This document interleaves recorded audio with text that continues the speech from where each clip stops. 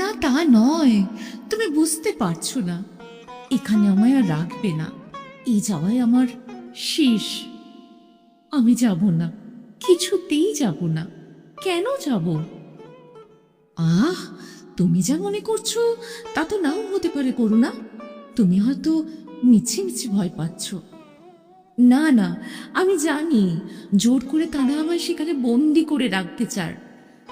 তাদের ধারণা এসব ছেলে মানুষের সারাবার তাই অব্যর্থ ওষুধ। আমি না কলেজে যাবার নাম করে বেরিয়ে এসেছি। এখানে এসে তোমায় অসুবিধায় ফেলবার ইচ্ছে ছিল না, কিন্তু না এসে যে উপায় নেই। পিসিমার বাড়িতে তোমার যাওয়া তো প্রায় বন্ধ হয়েছে, সেখানে এসব কথা তোমাকে জানাতেও পারতাম না। সত্যি কি আমায় নিয়ে যাবে জোর করে? কিছুই কি আমরা করতে পারবো না?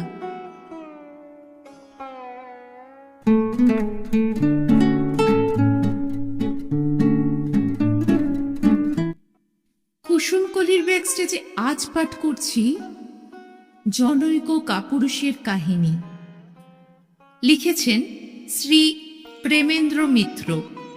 গল্প পাঠে আমি সহেলি। গল্পটি শুনে কেমন লাগলো লিখে জানাতে ভুলবেন না।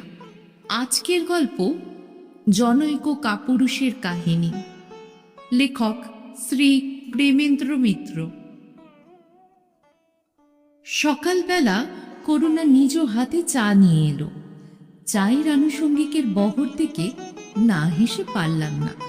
বললাম, তোমাদের বিদেশি জল হওয়া ভালো হতে পারে, কিন্তু আমার জীর্ণ করবার ক্ষমতাটা এখনো স্বদেশী আছে। এই দুদিনে তার বিশেষ পরিবর্তন হয়নি। উত্তরে একটু হেসে প্লেটগুলো টেবিলের উপর সাজিয়ে করুণা চলে যাবার উপক্রম করতে আবার ডেকে বললাম, তুমি কি আমার সঙ্গে লৌকিকতা শুরু করে দিলে নাকি? বিমলবাবু লৌকিকতা করলে না হয় বুঝতাম, কিন্তু কথার মাঝখানেই করুণা বললে, বিমলবাবুর হয়েই যদি করি দোষ আছে কি? তারপর হেসে ঘর থেকে বেরিয়ে গেল। চায়ের পেয়ালা সামনে ঠান্ডা হতে লাগলো। অনেকক্ষণ চুপ করে বসে রইলাম।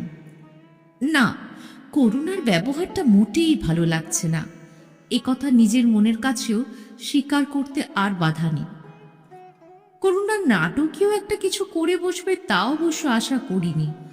আশা কেন, সেটা রীতিমতো আশঙ্কার বিষয়ই ছিল। গোড়ায় তার সহজ স্বাভাবিকতায় তাই বুঝি আশ্বস্তই বোধ করেছি, কিন্তু মনের কোনো গোপন কোণে আহত অহংকার তারপর ধীরে ধীরে সাড়া দিতে শুরু করেছে। মনে হয়েছে এতটা হবার বুঝি দরকার ছিল না। সূর্য অস্ত গেছে, যা কিন্তু তার বিলম্বিত রং পশ্চিমের মেঘে একটু লেগে থাকলে ক্ষতি কি ছিল? নাটকীয় না হয়ে করুণা অতিমাত্রায় কঠিন ও সংযত হয়ে উঠলে বুঝি সবচেয়ে খুশি হতাম। ধরা দেবার ভয়ে তার সেই সযত্ন সাবধানতায় আমার আত্মাভিমান সবচেয়ে বোধহয় তৃপ্ত হতো। কিন্তু করুণা নাটকীয় উচ্ছ্বাস বা কঠিন ঔদাসীন্য দুয়ের কোন দিক দিয়েই গেল না। তাতে আমার কিছু আসে যায় না, অনায়াসে এই কথাই ভাবতে পারতাম, এবং তাই ভাবাই উচিত ছিল। সত্যি করুণার সঙ্গে দেখা হবার কোনো আশা বা আকাঙ্ক্ষা আমার তো ছিল না। তার সঙ্গে দেখা হবার কথাও নয়। বিশাল পৃথিবীর জনতায় এমন নিশ্চিহ্ন হয়ে আমরা হারিয়ে গেছিলাম যে কোনোদিন আবার পরস্পরকে খুঁজে পাওয়াই ছিল অভাবিত। কিন্তু সেই অভাবিত ব্যাপার যখন ঘটল, তখন দেখলাম করুণাকে অনায়াসে ভুলে গেছি। যখন মনে করেছি তখনও সে আমায় ভুলতে পারে না, মনের এই গোপন গর্বটুকু ত্যাগ করতে পারিনি। এরকম একটা গর্ব থাকা খুব অস্বাভাবিক বোধহয় নয়। সেসব দিনের কথা একেবারে ভোলা তো যায় না, বিশেষ করে সেই একটি বিকেল। সারাদিন বাইরে অবিশ্রান্তভাবে বৃষ্টি পড়েছে। ইচ্ছে থাকলেও কোথাও আর বার হওয়া হয়নি। বিকেলে চাকর এসে খবর দিলে একটি মেয়ে দেখা করতে এসেছে। এই হোটেলে আমার সঙ্গে দেখা করতে একটি মেয়ে। প্রথমটা সত্যি একটু বিমূঢ় হয়ে গিয়েছিলাম। চাকরের সঙ্গে করুণা যখন ঘরে এসে ঢুকলো, তখনও আমার মুখের বিস্ময় নিশ্চয় অত্যন্ত স্পষ্ট। চাকর চলে যাবার পর করুণা কাছে এগিয়ে এসে বললে, খুব আশ্চর্য হয়েছ না? তা একটু হয়েছি, কিন্তু তুমি যে একেবারে ভিজে গেছো। আমি সত্যই ব্যস্ত হয়ে উঠলাম। করুণা কাছের একটা চেয়ারে বসে বললে, বৃষ্টিতে বেরোলে ভিজতে হয়, তোমার ব্যস্ত হতে হবে না। তারপর হেসে উঠে বললে, ব্যস্ত হয়েই করবেই বা কি? তোমাদের এই নারী বিবর্জিত রাজ্যে মেয়েদের পোশাক পাবে কোথায়? শখের থিয়েটার পার্টি তো নিশ্চয়ই তোমাদের নেই। একটু ভেবে বললাম, ওপরে 10 নম্বরে একজনেরা আছেন, স্বামী স্ত্রী। করুণা আবার হাসল। তাদের কাছে শাড়ি ব্লাউজ চাইতে যাবে? কি বলে চাইবে? হাসি থামিয়ে গম্ভীর হয়ে বললে, তার চেয়ে ভিজে কাপড়ে আমি বেশ আছি, আমার অসুখ করবে না, ভয় নেই। অগত্যা তার পাশে গিয়ে বসলাম। আমি কোনো প্রশ্ন করবার আগেই সে আবার বললে, ভাবছ এমনভাবে এখানে আসার মানে কি? কেমন? এবারও কোনো উত্তর দিলাম না। করুণা খানিকক্ষণের জন্যে কেমন যেন অন্যমনস্ক হয়ে গেছে মনে হলো। তারপর সম্পূর্ণ রূপান্তর। এই দুর্বার আবেগ সে এতক্ষণ জোর করে ধরে রেখেছিল বুঝলাম। একেবারে আমার বুকের উপর ঝাঁপিয়ে পড়ে সে ব্যাকুল স্বরে বলল, আমায় পাটনায় নিয়ে যাচ্ছে, মামা কাল চিঠি দিয়েছেন। বুঝতে কিছু পারলাম না এমন নয়, তবুও বেদনাময় সত্যটা যতক্ষণ সম্ভব অস্বীকার করে বললাম, তোমাদের কলেজের তো ছুটি হচ্ছে তাই না? করুণা আরো ব্যাকুল স্বরে বললে, না না তা নয়, তুমি বুঝতে পারছো না, এখানে আমায় আর রাখবে না, এই যাওয়া আমার শেষ। তা ঠান্ডা একটা হাত নিজের হাতের মধ্যে ধরে স্তব্ধ হয়ে বসে রইলাম। হ্যাঁ, বেদনা সেদিন আমার হৃদয়েও ছিল, কিন্তু করুণার উদ্বেল আবেগের তুলনায় সে বুঝি কিছু নয়। আমার ভালোবাসার মধ্যে সে উদ্দামতা ছিল না, যা ভাগ্যের বাধার বিরুদ্ধে উদ্ধত বিদ্রোহ করতে পারে। কিন্তু করুণা খানিক বাদে অশ্রুসজল মুখ তুলে দৃঢ় স্বরে বললে, আমি যাব না, কিছুতেই যাব না। কেন যাব? কি উত্তর এ কথার দেব ভেবে পেলাম না। মনের গভীরতায় হয়তো সেই দিন তার এ বিদ্রোহে আমার সায় ছিল না। তখনই আমি জানতাম যে এই বিদ্রোহ নিষ্ফল। কথাটা একটু ঘুরিয়ে দেবার চেষ্টায় বললাম, তুমি যা মনে করছো তা তো নাও হতে পারে করুণা, তুমি হয়তো মিছি ভয় পাচ্ছ। করুণা আবার অস্থির হয়ে উঠল। না না, আমি জানি জোর করে তারা আমায় সেখানে বন্দি করে রাখতে চান। তাদের ধারণা এসব ছেলে মানুষের সারাবার তাই অব্যর্থ ওষুধ। করুণা একটু তিক্ত হাসি হাসল, তারপর বললে, আমি কলেজে যাবার নাম করে বেরিয়ে এসেছি।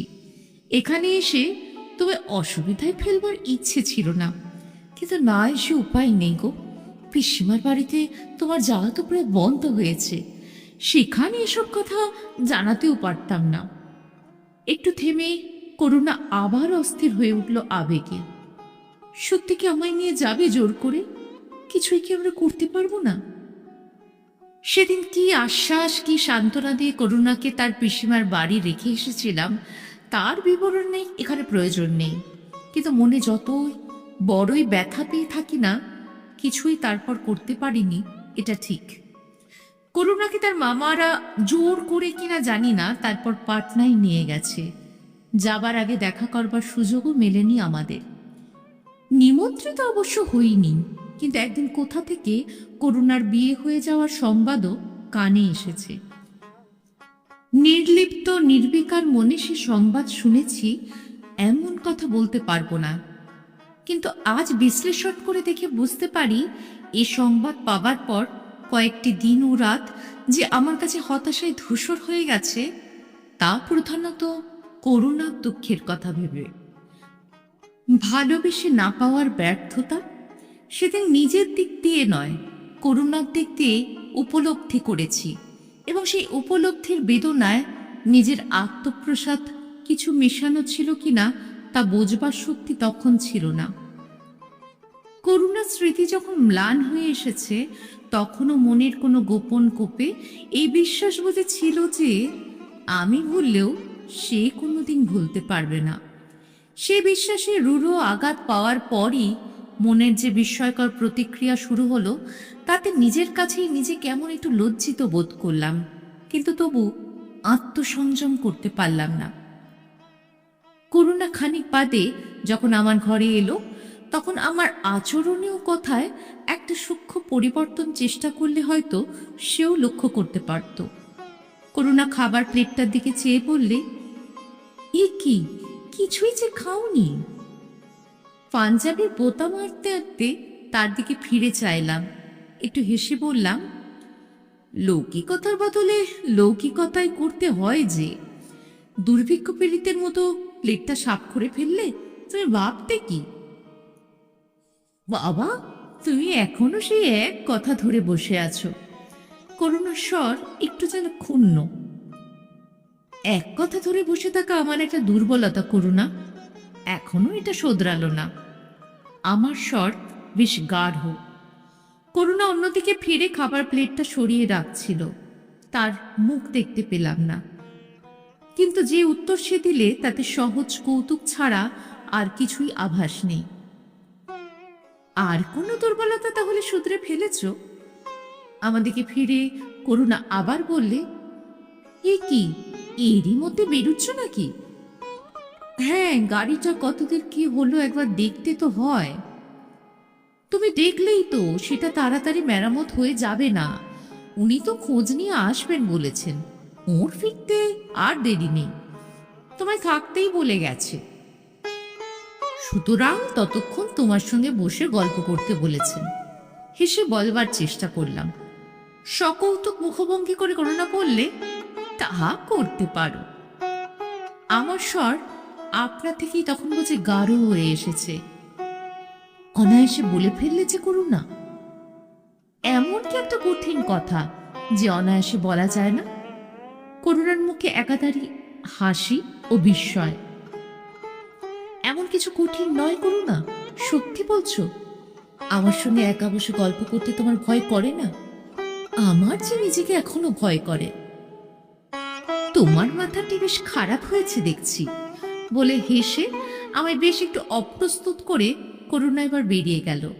দরজার কাছ থেকে ফিরে আবার বললে, তুমি কিন্তু যেও না, আমি এক্ষুনি আসছি। কিন্তু অনেকক্ষণ করুণা তারপর আর আসে না।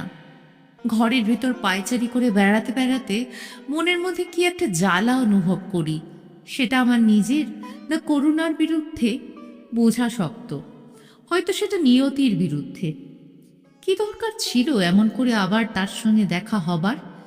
দেখা হওয়াটা দৈবের আয়োজিত পরিহাস ছাড়া আর কি? কদিন ছুটি পেয়ে মোটরে একটু ঘুরতে বেরিয়েছিলাম।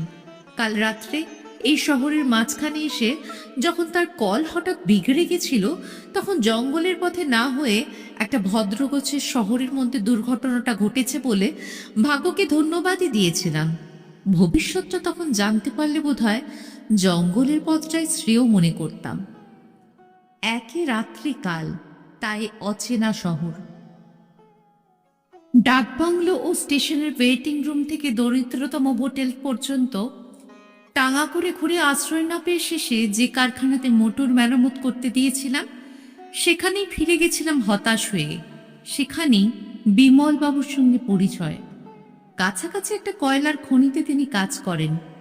সেখানকার কি প্রয়োজনে কারখানায় এসেছিলেন।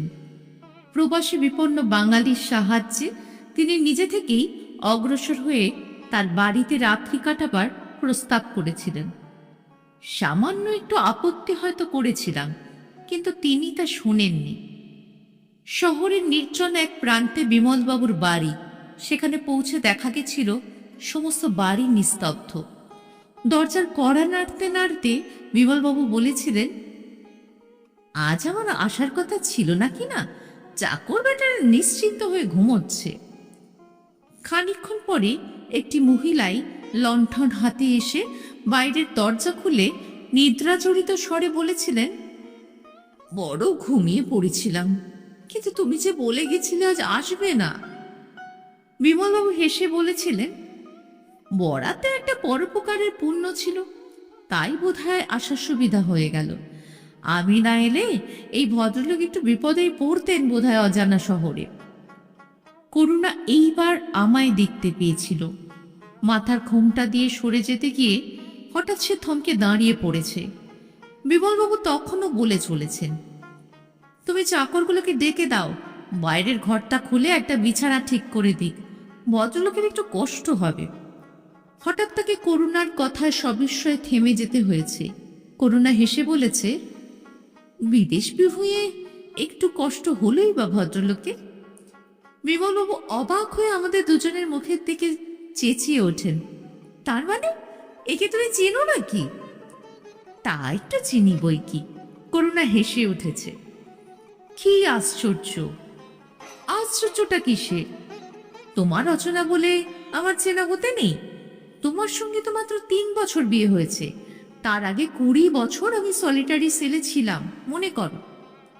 বিমলবাবু হেসে ফেলে বলছেন, কিন্তু ভদ্রলোককে বাইরে ঠান্ডায় দাঁড় করিয়ে রেখে আমাদের দাম্পত্য জীবনের নমুনাটা নাই দেখালে। করুণা গম্ভীর হবার ভান করে বলছে, ও, আমি শুধু ঝগড়া করি এই তুমি বোঝাতে চাও? এবার একটা কিছু বলা উচিত বলেই হাসার চেষ্টা করে কথা বলেছি। ব্যবসায়ী পেশা বিমলবাবু, নমুনা দেখে আমি ভুলি না।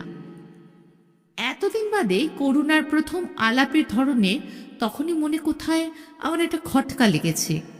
অনেকক্ষণ অপেক্ষা করে যখন নিজেই বেরিয়ে পড়বে কিনা ভাবছি, তখন করুণা এলো। সাজ পোশাকের পরিবর্তন দেখে যা বলতে যাচ্ছিলাম, নিজে থেকেই তার উত্তর দিয়ে সে বললে, একটু বাইরে যেতে হবে, আসবে আমার সঙ্গে?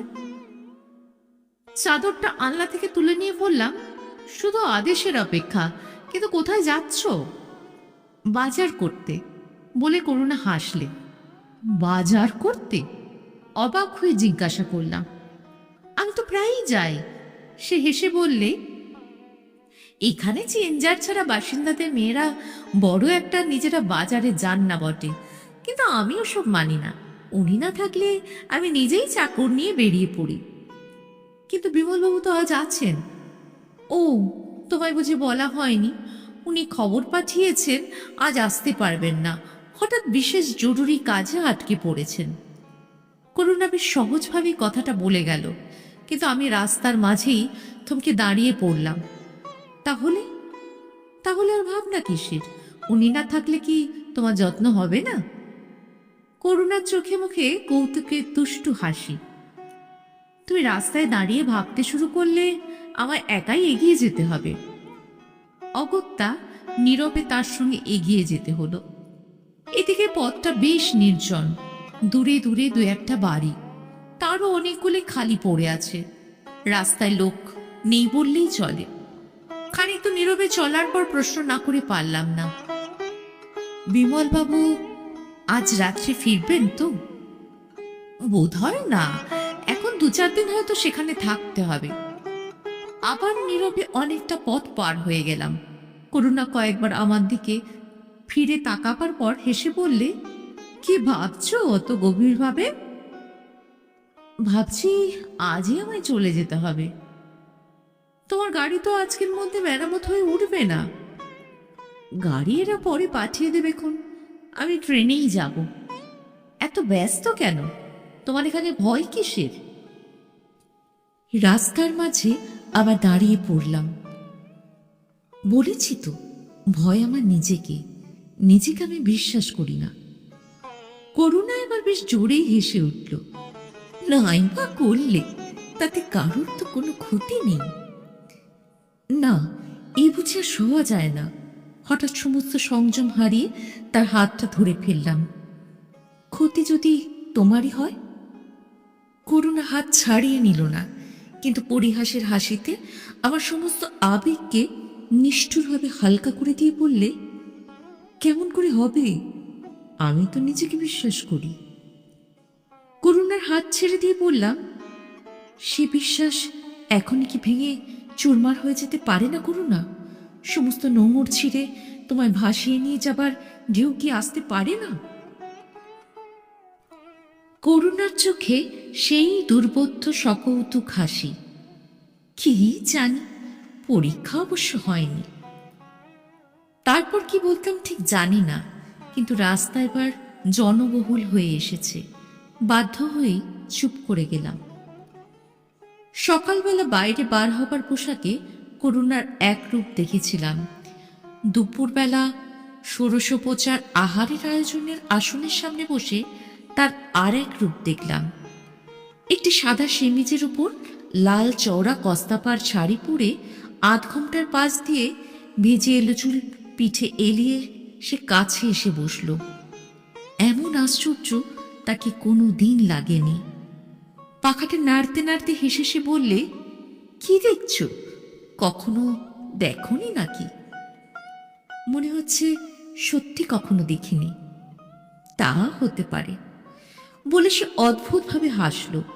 তারপর জিজ্ঞাসা করলে, আচ্ছা, আমার বাজার করা দেখে কি ভাবছিলে বলো তো? এই কথাই ভাবছিলাম যে তুমি আমার কাছে একটা নতুন আবিষ্কার। তাই নাকি? কিন্তু দোহাই, বেচারা কলমবাসের দাবিটুকু উড়িয়ে দিও না। কলমবাসেরও আগেকার দাবি যদি থাকে, দাবি থাকলেও দলিল নেই তো। নিজের রসিকতায় করুণা নিজেই হেসে মাত করে দিলে। নিঃশব্দে অনেকক্ষণ খেয়ে যাবার পর বললাম, দলিলের দাম সকলের কাছে নেই। ও তুচ্ছ জিনিস অনায়াসে পুড়িয়ে ফেলা যায়।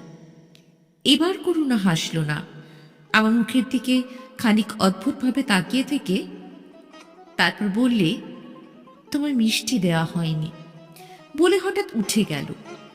তারপর মিষ্টি করুণা নিয়ে এলো না, নিয়ে এলো ঠাকুর। কিন্তু খানিক বাদে ঘরে সে নিজেই পান নিয়ে এলো এবং হঠাৎ করে বলে বসল, তুমি আজ সন্ধ্যের গাড়িতেই তাহলে যাচ্ছ? সবিস্ময়ে তার মুখের দিকে তাকালাম। আমারই মনের ভুল, না তার মুখে একটা অস্ফুট অস্থিরতার ছায়া? বললাম, বেশ তাই যাব। বেশ তাই যাব মানে? আমি যেন তোমায় জোর করে পাঠিয়ে দিচ্ছি? আমি তো তোমায় থাকতেই বলছি। তুমি নিজেই তো যাবার জন্য অস্থির হয়ে উঠলে তখন।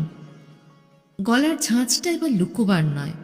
হেসে বললাম, আমি কি তোমায় দোষ দিচ্ছি? আমার সত্যিই না গেলে নয়।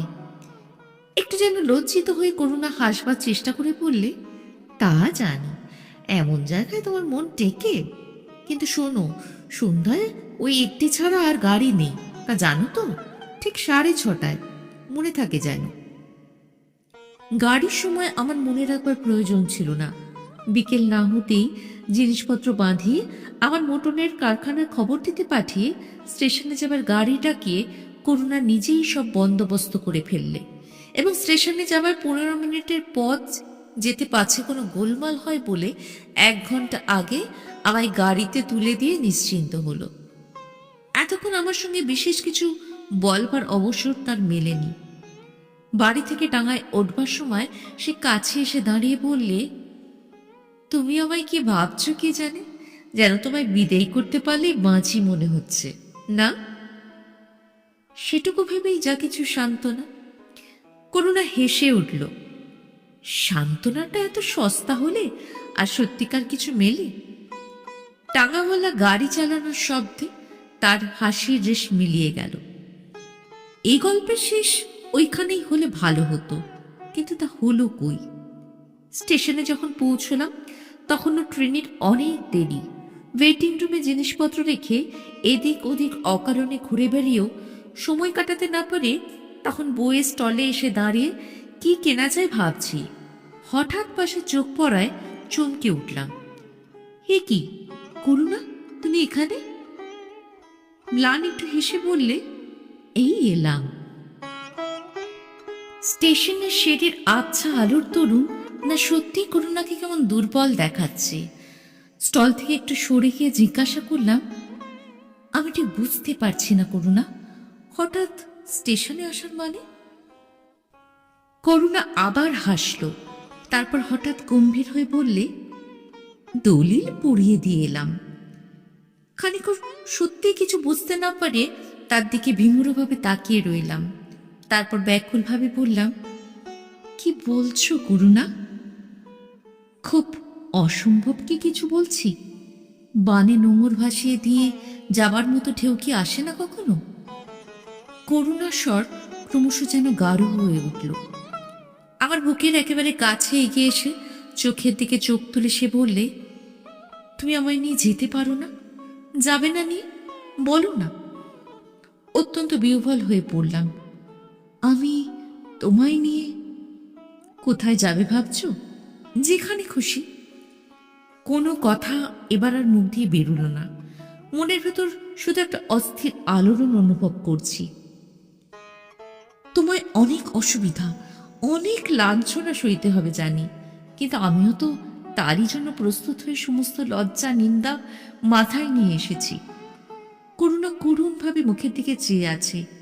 কি বলবো, কি এখন বলতে পারি? নির্বোধের মতো আমি তার রুদ্ধ বন্যায় বাঁধ খুলে দিয়েছি। এখন তাকে কেমন করে ফিরিয়ে দেব? কিন্তু একটা কথা তুমি বোধহয় ভালো করে ভেবে দেখোনি করুণা, যে ঝড় এবার উঠবে তাকে তুমি পারবে সইতে?